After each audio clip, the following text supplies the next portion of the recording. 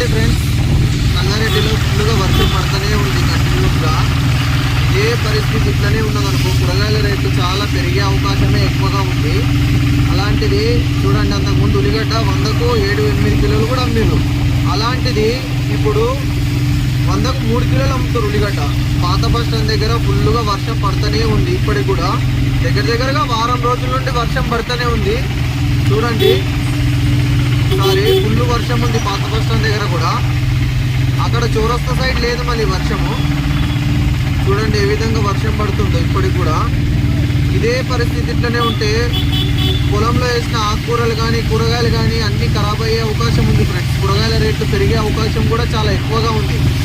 వర్షం ఫుల్గా పడుతూనే ఉంది. చూడండి, మేము మార్కెట్ అయిపోయింది, ఇంటికి వెళ్ళిపోతూ ఉన్నాము. అసలు చౌరస్తా దగ్గర కొద్దిగా కూడా వర్షం లేదు. పాత బస్ స్టాండ్ దగ్గరనే ఎక్కువగా వర్షం ఉంది. చూడండి ఫుల్గా వర్షం పడుతూనే ఉంది. సంగారెడ్డిలో ఇది పరిస్థితి.